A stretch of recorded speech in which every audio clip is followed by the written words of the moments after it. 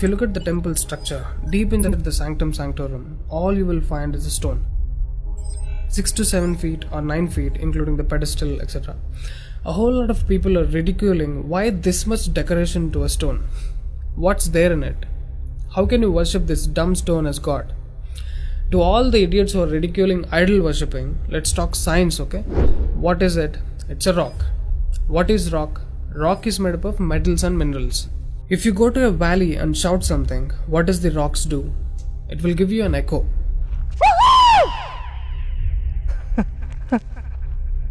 It's an open place. The sound travels, hits the rock and throws it back. This phenomena is called echo and it's scientifically proven, everybody knows it. Depending on how loud you send the sound waves, accordingly rocks will throw back an echo. Every rock, that's why you will hear 2-3 sounds at different intervals. Visually you cannot see what's happening, but you can hear it. This is in open space. Imagine if you're doing it in a closed place. What would be the amount of echo? Obviously much more than the open space. Let's get inside the temple.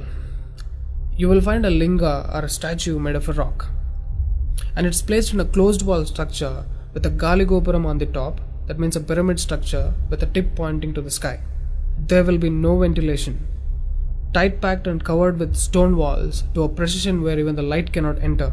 Now, people send some sounds to the rock. Not just today, it's been practiced since thousands of years. They are sending some sounds to the rock continuously, right from the morning to afternoon to evening till night, every day. We all know that sound has a form. To all the lower Q people, I'm going to show you a few experiments where particles form different patterns and forms due to various types of sounds. I saw a beautiful music video in this channel in which they show how water, fire, particles respond to the sound. It's an incredible experiment, you must watch it. It is a film to describe to you the effect of cymatic frequencies. Now, 72% of your body is water. 12% is earth, 6% is air, 4% is fire, and the remaining is space. Don't you think this sound has an impact on your system? Look at how drastically the water is responding to the sound. Similarly, fire. In fact, everything in the cosmos responds to the sounds. That's why yogis of the past have always said sound is the basis of existence. Every form is a certain reverberation of sound. If you master the sound, you can play with the 5 elements. That's how the sages of the past used to walk on water, disappear into the air, walk through the walls, etc. In Harry Potter movie, what you have seen is just a fiction story. But here, we've got yogis who did all that for real. Even though there are many mystics who can do these things, not just them, you and I can do it if we attain certain mastery over the sound. You need a perception beyond the senses to do that.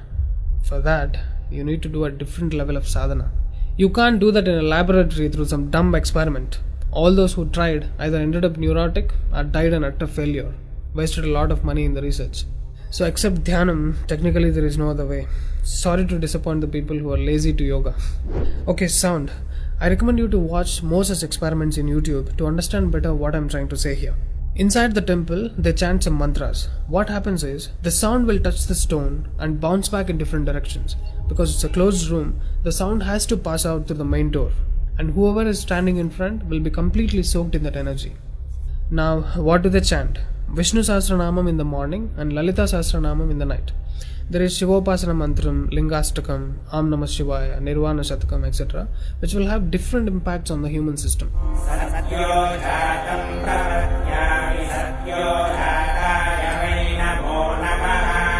I really wanted to check what impact these sounds have on the human system. So I went to a neurosurgeon to really experiment and document the impact of these sounds on the human brain, the human system. I took my friend Rahul for the EEG test. It's called electroencephalography, where you can see the brain activity, the activity of the nervous system of a person on a computer. We played Lalita Sahastranamam to him.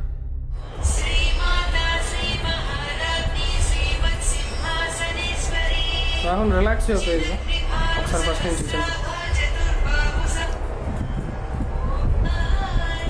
Right.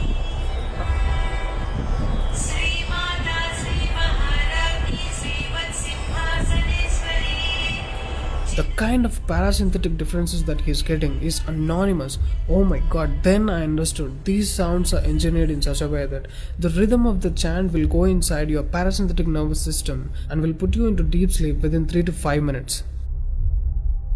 First thing is, the chant is some thousands of years old. How could these ancient sages know that these sounds impact the parasympathetic nervous system? This they do it in the night. And in the morning they chant Vishnu Sahastranam, the 1000 names of Bhagavan Vishnu. And again, these sounds are engineered in such a way that it will wake you up to a peaceful and refreshing state of mind. I'm sure most of you are suffering with painful wake-ups, with such an irritated mind that you can't sleep and you don't enjoy waking up. If you listen to Vishnu Sahastranam in the morning, it will clear all these clutches in the brain and you will be super fresh when you wake up. Even today you can go and check in Tirupati temple. They will chant Vishnu Sahastranam in the morning and Lalita Sahastranam in the night. This is a clear science evolved and being practiced in temples. Even now in most of the temples they're still doing it without knowing why they're doing. I went and asked one of the priests in my hometown. He said, no, they're doing it since so many years. Or they will say something like, it's good for your health, you will get money, pregnancy, etc. This is one more reason why temples are ending up in ruins here. There is no one to talk about the science behind it. Why sounds and why the rock? So they call this rock as God, and when you chant for God, their idea is to benefit the human beings living in the city. It's a free service. Will your doctors treat you for free? But these temples are doing it for free, since ages. But now, these temples are under attack. It's time to free them from government's control. Temples' properties are being looted. They think too much of gold is available there. You know what? The temple design is such, there will be a Dvajastambam, which is made of some metal, usually gold or copper. Brass is a good conductor of sound, gold is an excellent conductor of electricity, and it has higher receptivity of the energy. To all the idiots who are worried about so much gold being used in the temple construction, just smack them with this video. This is a clear science and most sophisticated engineering that even the modern science has no clue of. There is much more to the design of the temple. The design is such, the energy waves reverberated by the gopuram will pass straight and touch the antenna kind of arrangement here and stored in the energy format. People are supposed to touch it. A lot of people touch their heads without knowing why they are doing it. And then you are supposed to walk into the space which is filled with this energy transmitted by the rock inside. Doesn't matter whether you are a Muslim, Hindu or a Christian, you can't escape the energy. You will be basked in the glory of that energy. You can actively feel the difference after you pass through the path.